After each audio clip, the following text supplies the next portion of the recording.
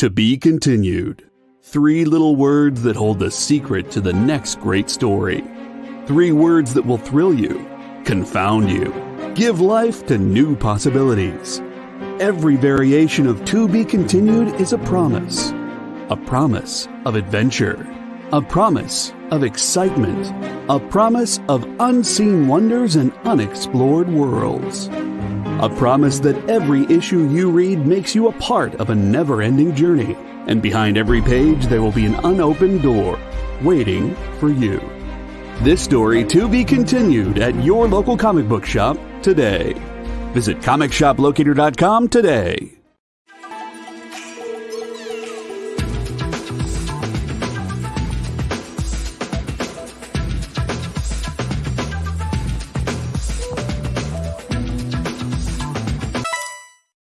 Today's comics market is ripe with new titles by creators who are determined to get their books into your hands. My name is Onrie Kompan. For the last decade, I've been making and selling my own creator-owned comics and dealing as a collector in live sales. My signature series, Yisun Shin, is the book that cannot be defeated in battle and has over 250,000 copies in print. Now I'm taking comics to the next level and laying the groundwork for my fellow creators to get their voices heard so they can connect directly with you.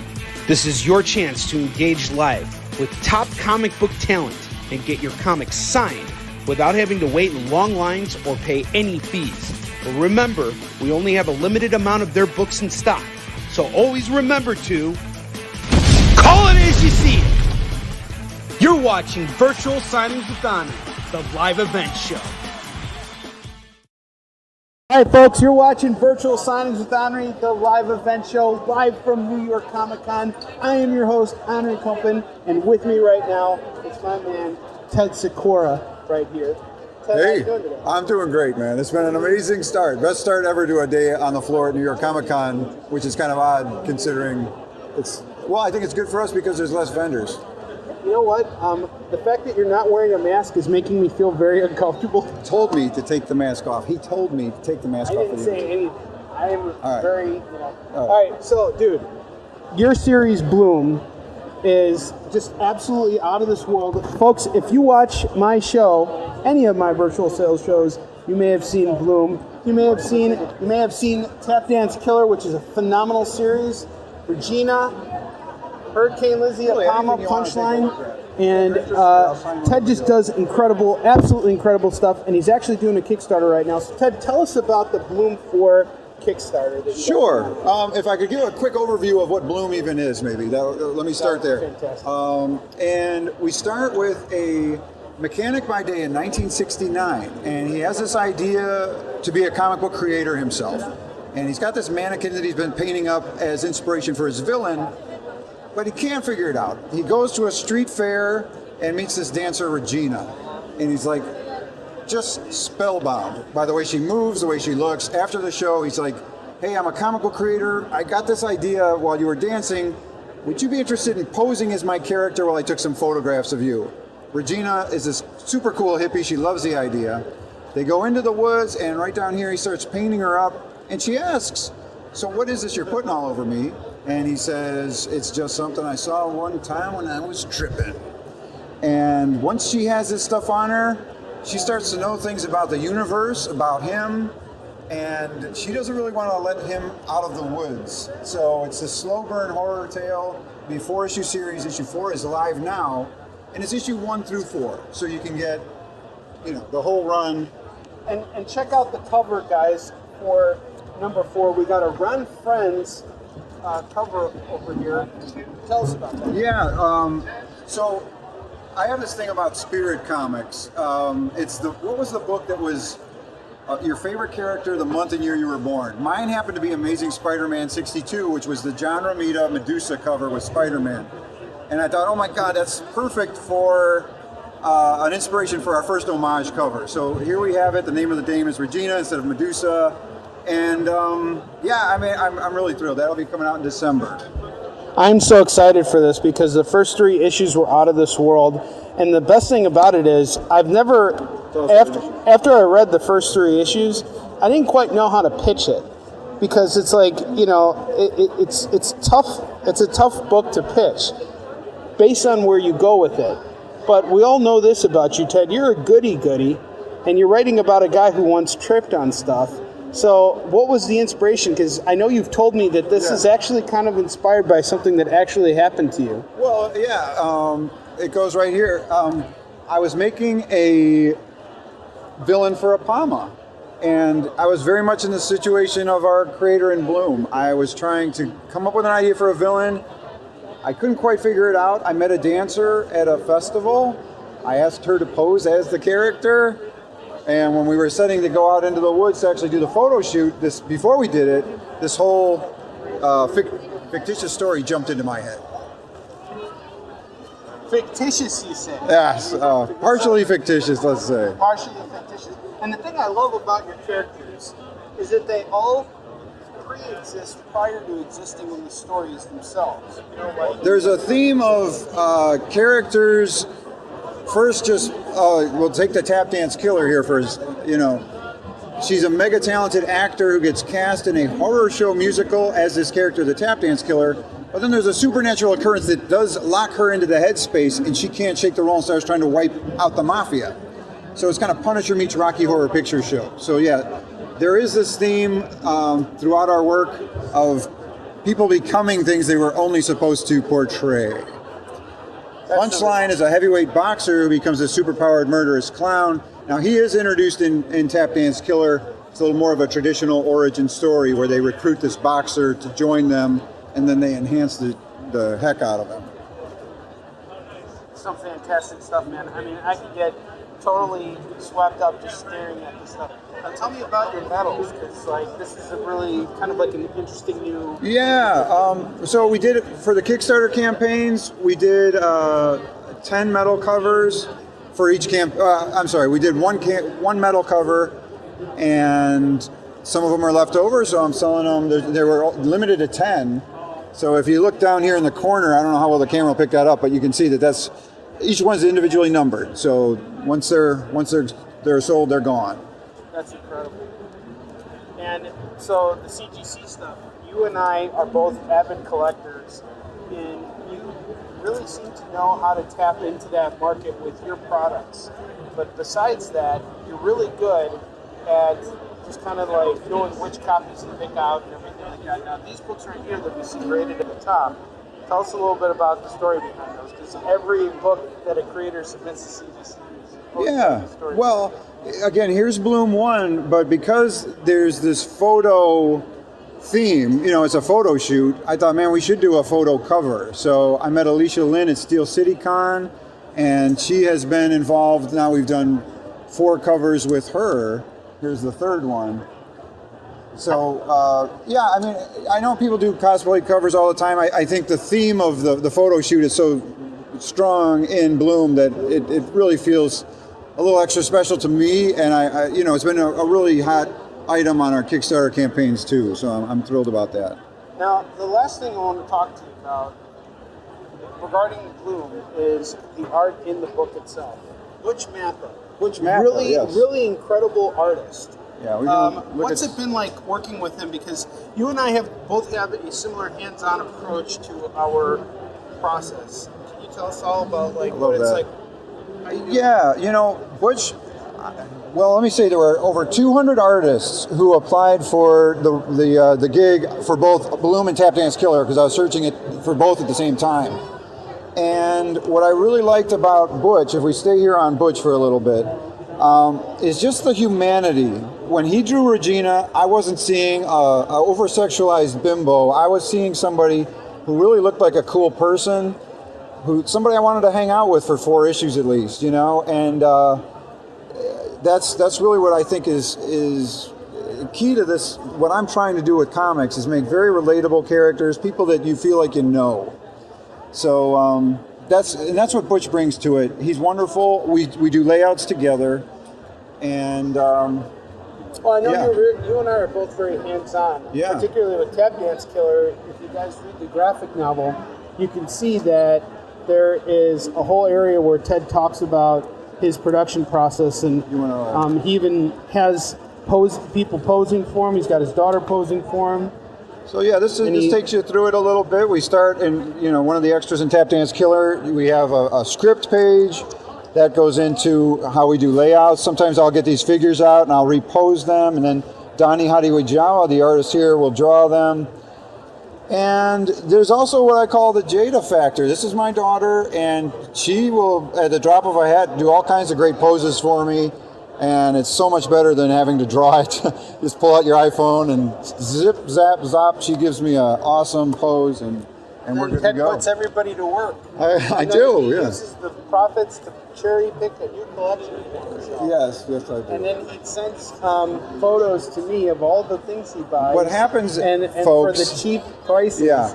And he never cuts Onrie in on his deals. Onrie, you gave him press just now. We're both collectors, right? Yeah, we're so both collectors. I go into one of us buys in bulk, the other one is a cherry picker. One of the things that happens when you're doing conventions, if you get there early, if you get set up early, maybe you go around and browse a bit, and if you find a great deal, there's no retirement package here with indie comics. So you can't retire on the... I'm trying to make it here. So, I'll pick up a deal if I see something that I think is a deal. And Onrie's like, hey, if you see a great underpriced book, will you please buy it for me? I just have not been able to do that yet. Someday I will. Put it on my tab. Yeah, I will. Now you have to. I will. This guy. No, this guy. This is truly one of the best friends I'll ever have, and we do a lot of shows together, and it's a blast. Absolutely. We're the kind of friends that we never say anything nice to each other because we're past all that. We just rip on each other all day long. Absolutely. And that is our exclusive foil cover for the show. There's limited to 100 of them. All right, we're good? All right. So, Ted, before we go, the one thing I forgot is that where your entire line started from, how we actually met. Yeah. Your first series. So tell us about Apama. Apama, the Undiscovered Animal. So we actually made an independent film called Hero Tomorrow. And it was about a struggling creator who couldn't quite, there's a Bloom theme in this, couldn't quite figure it out. His girlfriend made him a costume of his own character for Halloween. And then he starts running around in the costume trying to fight crime. So this is, the Hero Tomorrow Blu-ray. That's the girlfriend. What happened is, so many people who saw Hero Tomorrow said, his Apama idea, there's really nothing like it in comics. You ought to think about doing it as a comic book. So we did. We did a book that was in his head. This is a completely different world. Apama, the Undiscovered Animal. Just forget everything I told you. This is about a Hungarian ice cream truck driver on the streets of Cleveland who unlocks the spirit force of the most savage beast mankind has never known and becomes this Northeast Ohio's own resident superhero.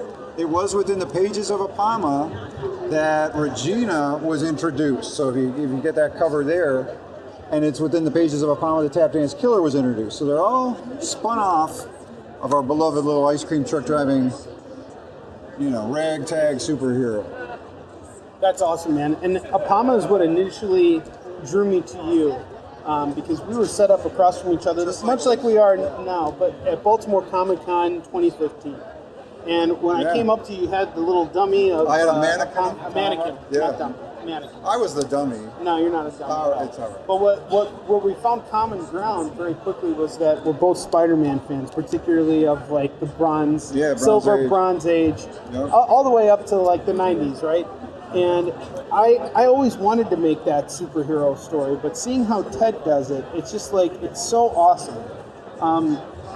And I was just drawn to what he was doing, and you had those hardcovers. The hardcovers were fantastic. Yep. We just, usually when I do a show out of town, the hardcovers are a little hard to bring around. Oh, here we have a nice Cleveland moment for Cleveland fans. So there's a drug dealer. Apama rips his pants off and realizes he's got cocaine on him. The guy wants his coke back, and he goes LeBron James with the cocaine right there downtown Cleveland. So, go to herotomorrow.com and it'll take you right there. But if you go to Kickstarter and just type in Bloom in the search, it'll come right up, and it ends October 31st. And folks, if you're interested in backing Bloom on Kickstarter, you can also mention it in the comments, and I will drop the link for you guys. So we will have you guys covered on that front. But please go to Kickstarter, back Bloom 4. This is just such a great series. This is a great chance to get everything, all the exclusives. You're getting it from the source itself, himself, and he's getting his mask back on and rejoining society and getting ready to kick ass at New York Comic Con. Sounds good. All right, brother.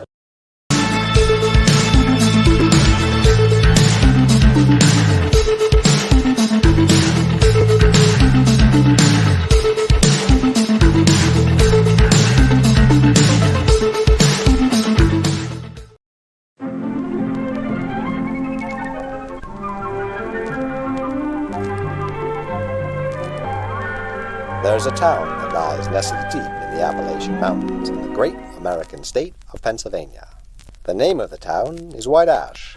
With a town charter dating back to 1714, it's one of the oldest towns in the country. And as you can tell from how hard those smokestacks are puffing, it's also one of the coldest. Thankfully, the people of White Ash have a secret that's dark and very deep. A secret to keeping warm, bituminous coal. From bituminous coal as a product ingredient comes heat, power, transportation, and necessities and luxuries almost beyond count. And where, you might ask, does all that coal come from? The answer is places like Alden Mountain and towns just like White Ash, where it's dug from the mountains by the hardest working men in America, our coal miners. But while an industry supports the town supports the industry. Here are two of White Ash's finest young entrepreneurs, Catlin and Kyle, owners of the Double K gas station. Coming or going, they'll get you there. But a town can't be all work and no play. Hello, Alec. Hello, Lillian. Where are you two kids going? Why, they're going to SIF's. Don't let its Nordic theme fool you.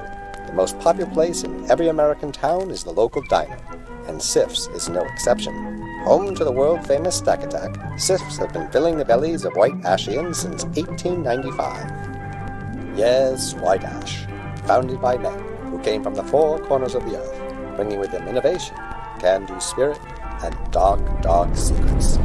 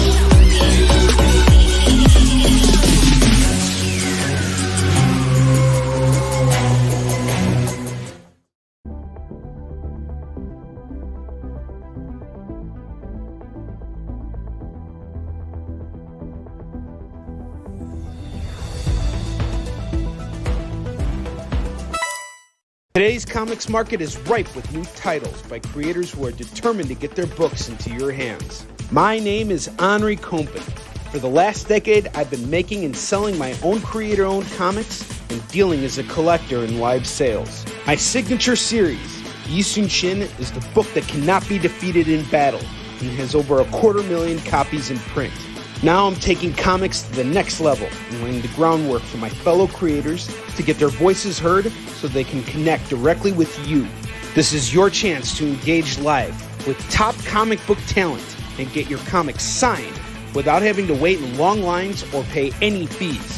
But remember, we only have a limited amount of their books in stock, so always remember to call it as you see it. You're watching Virtual Signings with Onrie, the live event show. Hey folks, now we're talking to my man Dom here with Mess Bucket Comics. And Dom, it's good to see you, bro. Good to see you, It's been man. a little while. Been way too long. We've known each other a long time. How about you start off by telling us about your signature series, Arcane Awakening? Yes, sir. This is the Arcane Awakening. My first comic book came out in 2012. It's X-Men meets supernatural kind of feel to the story. As many people, the onlookers you'll see here, admire Ravager, the popular bad guy in the book. Ravager is a cannibal. As he consumes people, he turns into this demon, inspired by my ex-girlfriend. Inspired by his ex-girlfriend. So it's this is the whole first story arc, book 1, 2, and 3, and it's been out and it's been doing well at conventions all across the country. We have all kinds of different merchandise. We got the little baby Ravagers. We have a brand new Ravager statue. People, girls dig the bad boys. You know what I mean? So how long have you been, you've been doing this since 2012? Correct. But how long have you really, you've been doing so much with building your brand. I mean, you got the jerseys now. Yes. You've branched off a lot since I first met you. Right. And one of the other projects that you were telling me about that I actually found really interesting was Donnybrook. Can you tell us about Donnybrook? Sure. Yep. Donnybrook is my junior hockey story. So that's kind of how it started off, like an updated version of the movie Slapshot, what it's like to play in minor league hockey. And after the book came out, I was contacted by Darren McCarty. He used to play for the Detroit Red Wings, won 4 Stanley Cups. He gave me a story to adapt in book 2, right? So now we have a McCarty story in it, and he's also the owner of one of the fictional teams in the storyline, the Burnaby Blazers, Stone Lumberjacks from Western Canada. And he allowed you to use the likenesses. Correct. That's and awesome. Same with Brian O'Halloran from the movie Clerks. He owns the Hell's Kitchen Heathens. We have a baseball player from the Detroit Tigers, Brandon Inge, as well as Roddy Piper, and my team, the Michigan Massacre, the Mess Bucket Comics owns So that's how you guys all connected, is because you guys all play hockey? Yeah, because of the hockey comic book. So really? In the storyline, you got the regular season, playoffs, and champions. So they're all fighting each other, and they're staying in character online, and they're chirping each other. You know, like, you suck. You know, your team's gonna beat the hell out of your team. So it's a lot of fun, and I'm really. I don't think anybody's doing anything like that. That's why I really liked it. I agree. Now, are you a hockey player yourself? Correct. Okay, so what do you play? Now I'm just playing for fun. I'm playing drop-in, men's league kind of stuff. But I played up until junior hockey. Really? Yeah. Wow, that's incredible. That's cool. I mean, hockey's one of the bloodiest sports out there. Yeah, that's why and there really are not a lot of comics out there that really tackle that. So Donnybrook has always been a book that I feel has its own unique place in the industry. Thank you. It's out there. And from there, you branched off to do something even more incredible. Tell us about the Roddy Piper book. Oh, yep. Roddy Piper, the Kilted Avenger. He's a talk show host by day, vigilante by night. We have, this is officially licensed through the Roddy Piper estate and distributed through Pro Wrestling Tees. You have Mick Foley making an appearance. You have Tony Schiavone. We have Conrad Thompson, Bruce Pritchard, Hacksaw Jim Duggan. So what we did was we're going to introduce 4 characters, 4 wrestlers with a different persona. So it's pretty much Roddy Piper. It's a little bit different as an Avenger. The second book is going to be British Bulldog UK Defender. That's just started production, and there's going to be 2 more. They're going to take on this big bad guy. So what we did with that, we decided to sell hockey jerseys with because I have a connection with a great company that makes jerseys for the NHL. So these are really high quality British Bulldog jerseys. Roddy Piper jerseys, Good Brothers, they're a tag team in AEW. So it's been going really, really well. I never thought that I'd be selling hockey jerseys, but it's fun. Now, I got to say, man, I really admire your tenacity because you've always found a way to make it work. Thank you. Here's a question for you, because we both met on the con circuit, and that's really how we engaged, really. Right. But during COVID, when you couldn't do conventions, what were you doing in order to build up your brand? What did you take most from what you experienced over the last year? Yeah, I mean, things got weird in the pandemic. I grew my hair out. Yeah, you look a lot. You look a lot different. But yeah, I got a ton of writing done. I wrote down the whole next season of Donnybrook. We worked on expanding the brand. What else I could do? We came up with statues, we have hockey jerseys, and we reached out to the British Bulldog, and we kind of figured out where we're going to go. So you didn't stop, you ramped up. No, I had more time. It's funny, all the things I got done were things I was telling myself, I'm going to get that done. I was never going to get that done without the pandemic. I finally got things done that I said I was going to do. But we're becoming more than a comic company. It's entertainment. We have other things we're doing coming up. short films and stuff like that. So I actually have to rebrand again. Well, I think that's the process of it because we're constantly evolving. Right. But how do you feel right now being back in New York? Because for me in particular, I felt like there was going to be, I had this fear. Even though I knew it was impossible, but I had this fear like, what if we never end up at conventions again? Right, of course. So being back here now, what have you had a similar feeling or? Oh yeah, being back here, it must feel like really like a special moment. It's therapeutic. You know what I mean? Like when that we were in the middle of that pandemic and there was nothing open and it was miserable and we were all depressed. This seemed like a pipe dream, like you're talking about. Like this, It didn't feel like, it's like when you're really, really sick. You're like, I don't think I'm ever gonna feel better. Yeah. Well, you came back and you really upgraded. I mean, I can see the change. It's not just you grew your hair longer, but your setup is different. I mean, you got these really cool prints. Tell us about these prints here. These prints are freaking awesome. Right. So this is Eric Hodson is the artist for the Roddy Piper book. He was supposed to be here with me, but he couldn't make it. And I brought some of his artwork here. He takes classic comic book covers and puts wrestlers on them. You'll notice this is the first appearance of Wolverine with the Hulk and the Spider-Man stuff. He's an excellent talent, and I was so honored to work with him. And he'll also be illustrating the British Bulldog book. 2 minutes. All right, so we are coming to the end of our interview. Thank God. Because you got a lot of people here, and I don't want to keep you from that. So Thank you. Do us a favor. Tell us where we can find you, how we can best support you, what you got going on. I'm Dominic Reggio, and I am the president of Mess Bucket Comics. You can take your filthy little fingers out of the Cheetos bag and grab your phone and go to messbucketcomics.com. Facebook, Twitter, Instagram, Mess Bucket Comics. Buy everything twice. Buy everything twice. That's folks. right. Coming from the man himself. All right, folks, we're going to move on. Dom, Good to see you, seeing you. Onrie. Welcome back to the front Thank you, lines, man. brother. Appreciate Take it. care, man.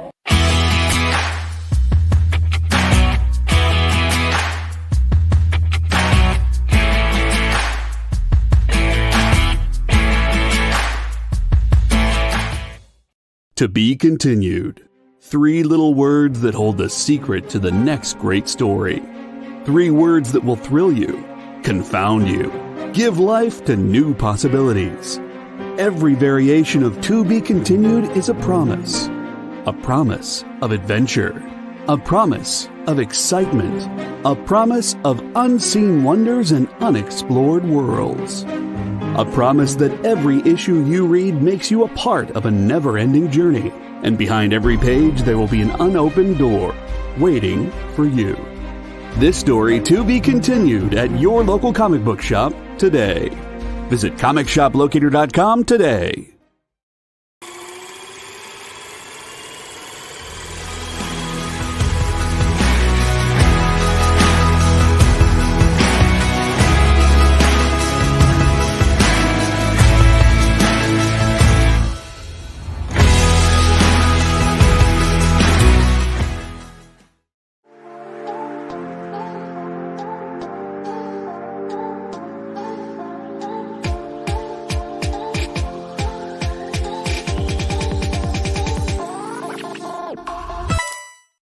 Today's comics market is ripe with new titles by creators who are determined to get their books into your hands. My name is Onrie Kompan.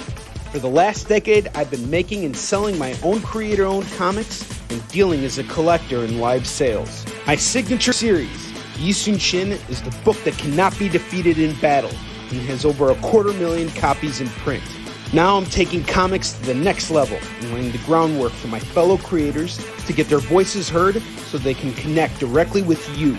This is your chance to engage live with top comic book talent and get your comics signed without having to wait in long lines or pay any fees. But remember, we only have a limited amount of their books in stock, so always remember to call it as you see it. You're watching Virtual Signings with Onrie, the live event show. Folks, I am here right now with a power couple in the comic book industry. We got Derek and Melissa here. Derek Becker, Melissa Wong Becker here. They have done this. They were both a part of this really cool anthology here of people's experiences during the COVID pandemic, and it's called "The Things They Do," and and it's fantastic. I picked up a bunch of these, and I have slung it on my virtual sales shows. But now I'm here with the creators, and I actually want to talk to them, and they're going to tell you a little bit about what they did. So I'm going to just shut up and hand it over to either one of you guys, whichever one does the talking. We both do. Eric does the talking, and then when he's not here, I do the talking. Well, I do the talking, and then she corrects me when I'm wrong. That's true. There we go. Yeah. Okay, so how did this start, and how did you guys get involved? Dave Herndon, who we've known through the convention circuit for a long time, put out a thing on Facebook saying that he wanted to do an anthology, and he had the idea of having stories based on people's experiences during lockdown, and or ideas of things that could have happened during lockdown. So this book has 9 different stories in it, which I'll let you kind of take a peek at. 2 of them are actually prose stories, so just actual written stories, but the other 7 are your traditional comic format. And there's everything in here from kind of your real life experience to the sci-fi type fantasy, things that were completely unnatural and real. And so, obviously, being locked down, we had a little bit more time on our hands. And so I'd had people pushing me, because for people that don't know me, I podcasted for about 8 years about comics. And I started talking to creators and doing a deep dive into how they were made. And people were like, why don't you write one? Why don't you write one? And so I was like, you know what? I got a little extra time. I think I'm going to do it. And so one of the people that had been pushing me for a long time was Dan Doherty, who actually illustrated my story for me. And so I said, all right, you've been pushing me. You want to do this? And he's like, yep. And I'm like, shit, okay, I guess I have to now. So that's where it started. And so he and I sat and talked, and my story is called FEAR, which is an acronym for Every Action Reaction. And the things that were my original idea was completely fiction. But the main character was loosely based off of me. And so Dan's like, well, tell me more about the character. Tell me more about the character. So I'm like, well, it's kind of me. It's this and this and this. And, my fears about things that might happen. And he goes, you only got 8 pages. He goes, I like the other idea. He goes, but I think your real story is in you, the character. So that's what I wrote. And I have to say, having read it, it really resonated with me because you covered a particular period. This was kind of like right after the lockdown, just all the kind of like what we were going through. The real fear for me was really what happened when we started seeing all the riots and everything going on, because what you went through, I had those same kind of reactions. Because you're right, you can either face everything and run, which is also the acronym for fear, or you can, face everything and rise. And I really like how you said in your story, the idea behind it is really about being prepared and living in reality, but at the same time finding a way to kind of see the optimism of it. Yeah. And so, for what's interesting, you mentioned the riots, and there's a, the idea behind this was wanting to be able to protect my family, of course, when things potentially might go sideways. And we used to have a 96-pound Doberman that had some protection training. We didn't really need anything more for the house. Well, we lost the Doberman, and so I was like, you know what? The way things are going, I'm not worried about supplies. I'm not concerned necessarily about catching COVID, because I'm like, that can happen or it can't. There's only so much you can do at that time. But I was worried about when supplies started running out and there started being shortages, and then I was afraid of riots happening from there. Well, we had riots, but for a different reason. When I wrote this, and it was actually drawn before the riots started happening. So it was a little creepy looking back and seeing how Dan drew it and everything that had happened, and that a lot of these things did come to fruition. So the big point for me, though, in here was twofold. One, showing how I overcame, my own personal fear of what we do if we got into a bad situation. But number 2, it's very important for me because this is about me buying a firearm for the first time. And I wanted to make sure that I showed all of the proper things that I think should be done.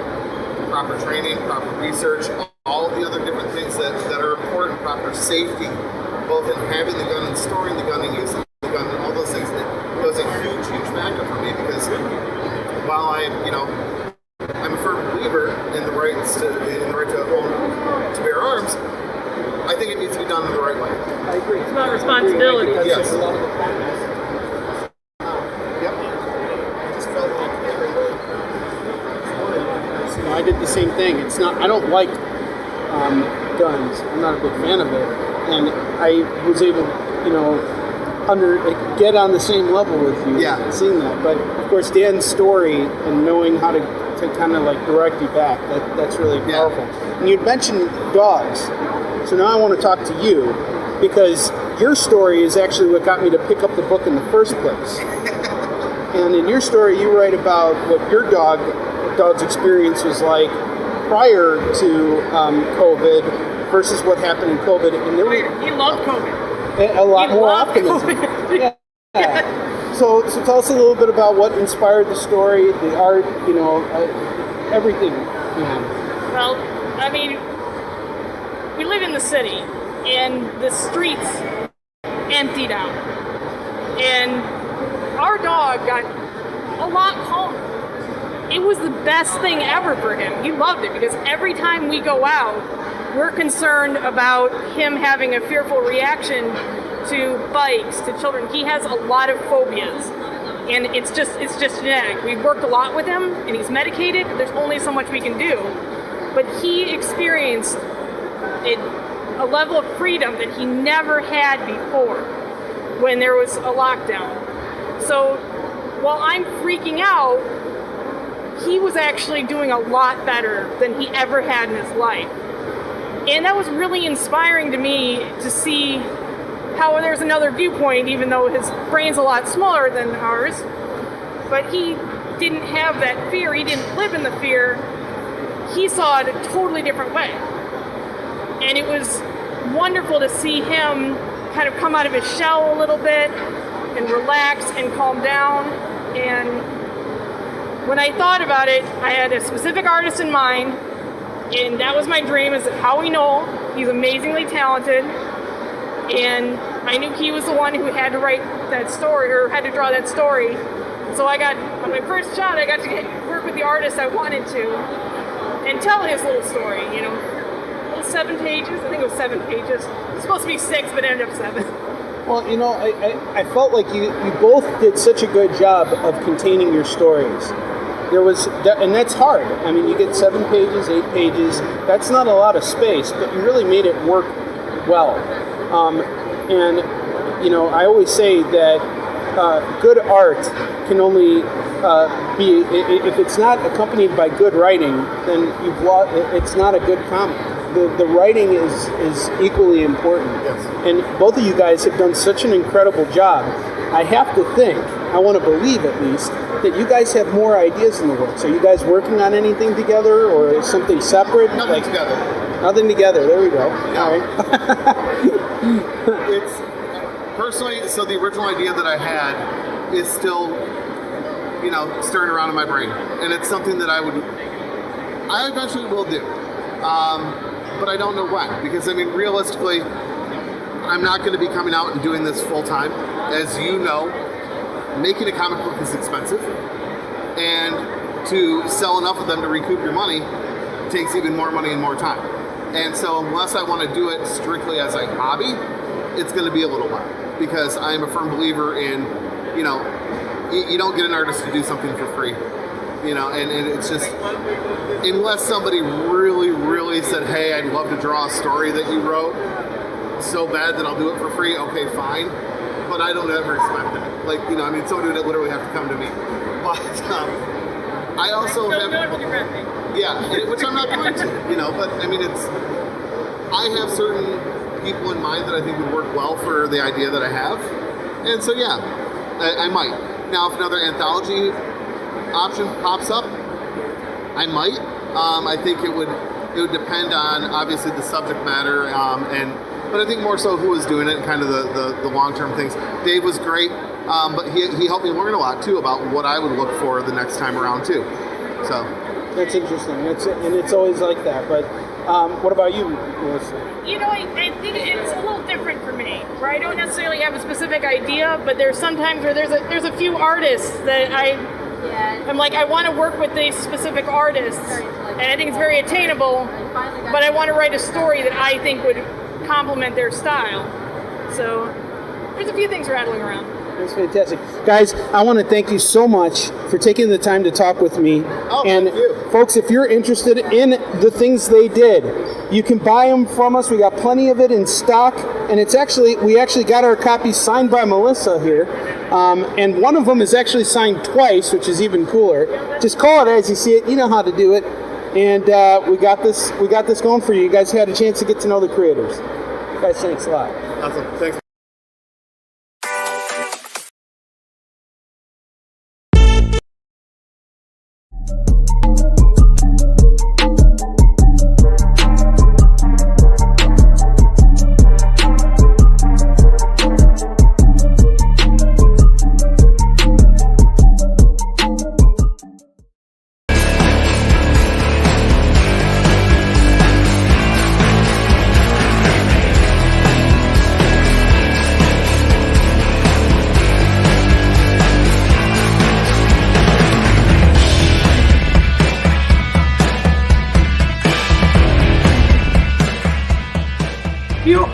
Watching Minute to Skim It on the Experience. So, hello. All right, we've got lots of books to review for you guys today. And Hannah just basically showed up just the number ones and showed them to me, and I was like, "Oh, we have just for the indies." Just for the indies, yeah. I was like, "We have got a lot to do."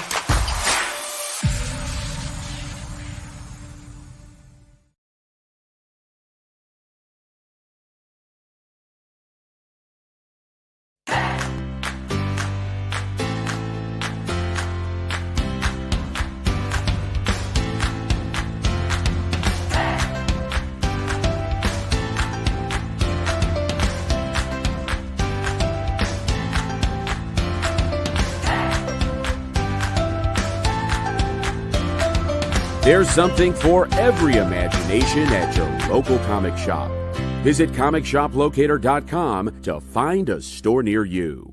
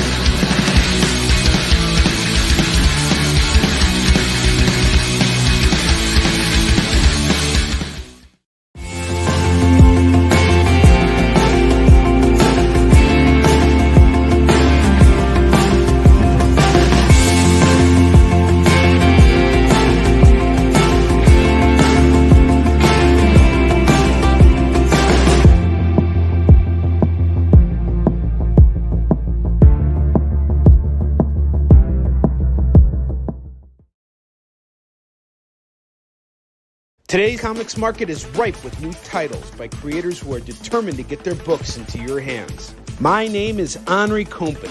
For the last decade, I've been making and selling my own creator-owned comics and dealing as a collector in live sales. My signature series, Yi Sun Shin, is the book that cannot be defeated in battle and has over 250,000 copies in print.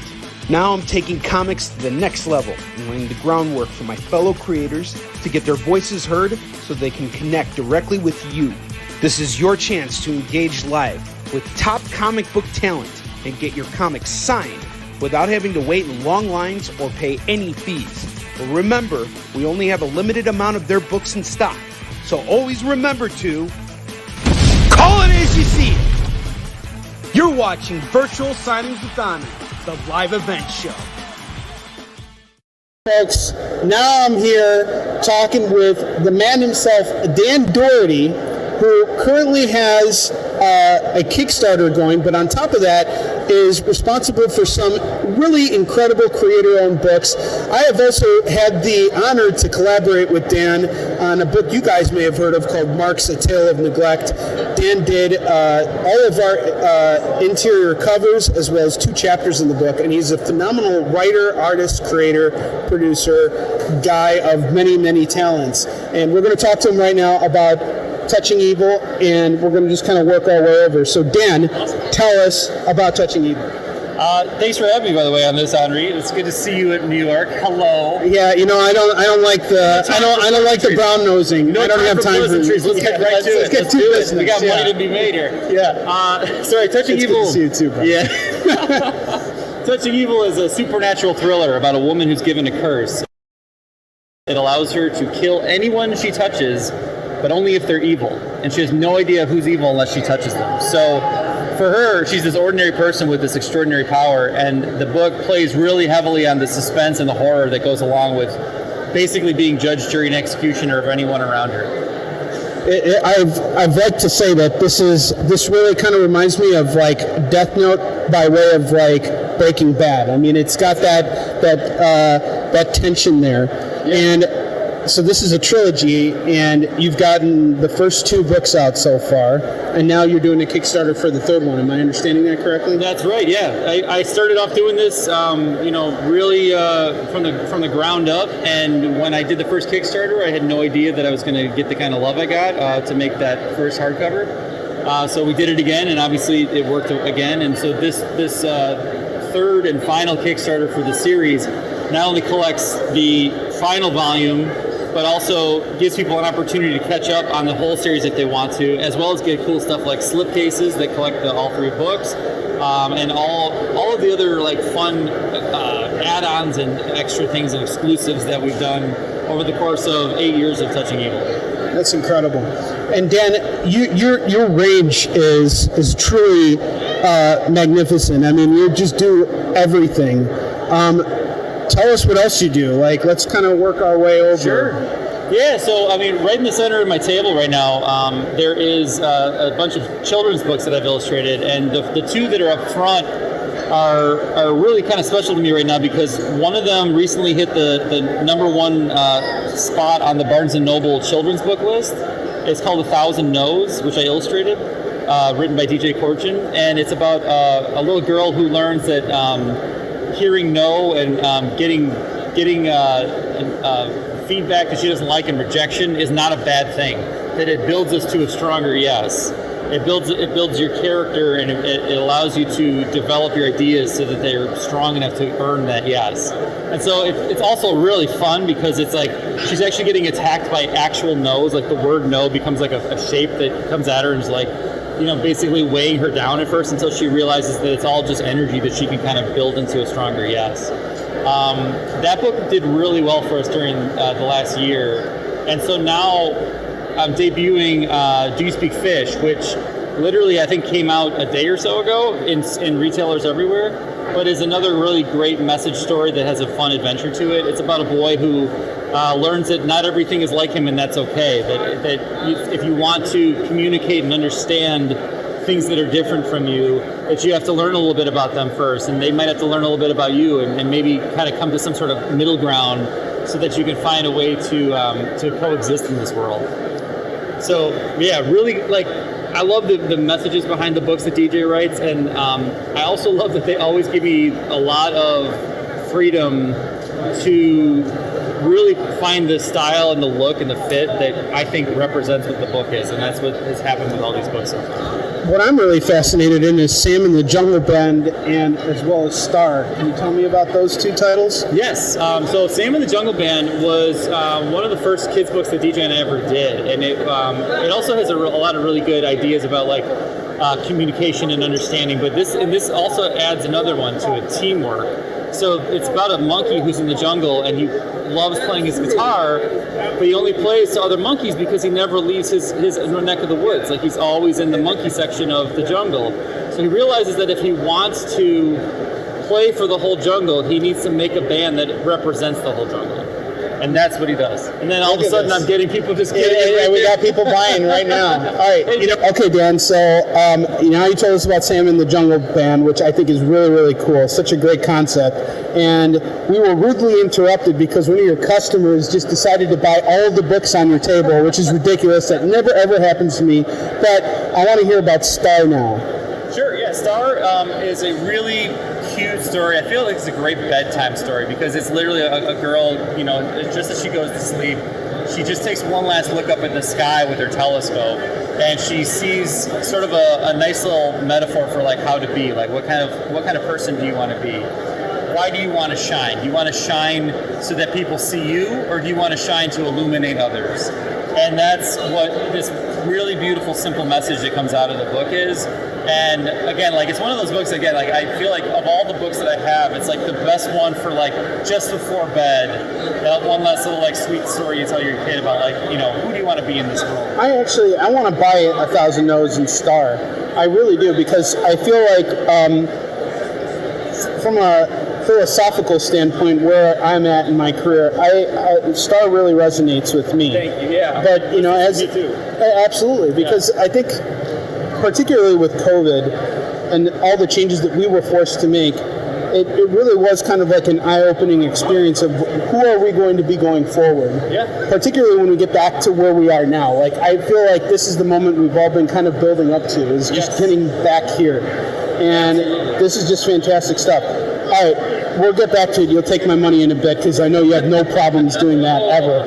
And look at that. Charge you. Yeah, you might have to charge me. All right, but now I want to talk about the series because we still got some stuff to go here. But first, I want to talk about the series that introduced me to you and really got me to become a true Dan Doherty fan. Let's talk about Beardo. Yes, I'd love to. So Beardo is an ongoing comic strip series about a guy trying to be a grown-up and an artist at the same time, and follows all of his misadventures of adulthood, basically. So it's very relatable no matter what your job was or whatever you do, because it's all about what we have to do versus what we want to do, and kind of poking fun at adulthood so we don't take ourselves too seriously. And you had ended it at one point. I did, and then I had another kid. And you decided to bring it back. Brought it back. Yeah. So when I ended it back in 2017, I was at a point where I was like, I think I've said everything I need to say here. I took Beardo through being a young adult, all the way through getting married, finding a job you want, having that first kid and becoming a parent. I was like, I've really hit a lot of this stuff. And I had a lot of other stuff going on, new chapters of my life. And so at the time, when I stopped it, I was like, maybe this is a good time to stop. And then I realized that if I don't have my son in there, who came after that, he's going to hate me one day. If he doesn't already. If he doesn't already, yeah, he might already hate me. No, he doesn't. No, there's no way. But the book is ultimately about my family, right? So it's I couldn't leave a piece of my family. I think it became about your family. I think it's always been about you, but your family is who you've become. And I've read all your books, so I can honestly say, just from my interpretation from it, that Beardo starts out with you in search of who you are. Yes. And once you find out who you are, you become who you are now. And it's really, you can see that in graphic novel form. It's really just such a beautiful piece that I feel like almost caters to people trying to make their way into this business in a lot of ways. Yeah, actually, that's a really good way of looking at it. Because you're right, it does start. It evolves over time. Like I think for a long time, yeah, it was definitely about me. But what's funny is that it never got more popular than when it ended, because that last strip at the time was like all about what it's like to be not only a parent but a child too. Like, you know, like things move too fast when you're in that relationship, and then it really kind of, I guess that's where it was always meant to go in a way. But I obviously never knew that at the time when I was making the books. So I feel like for a lot of people, it can resonate for different reasons, which has always been the thing I love about Beardo, that people like it for different reasons. Interesting. All right, so we got one last thing I want to talk to you about, and then we're going to wrap this up. Sure. I want to hear about Floppy Cop. Yeah. Now, we got a ton of these books in stock. It's still on my to-read list. Okay. And I am going to read it because I love the concept behind it, and I love the presentation and everything. So let's talk about Floppy Cop. Yeah, Floppy Cop is a comic that is actually about making you laugh. Like there's not a whole lot of comics that do that. We know, and you and I are both in that group of like making kind of more heavy or serious comics, and we literally, Seth and I, got to a point where we wanted to do something that we thought reminded us of Mad Magazine or Monty Python or Adult Swim, if you want to take a more modern look at it, where it's got that sort of absurd humor and characters that really are like just incredibly goofy and fun, and all have to find a way to interact with each other.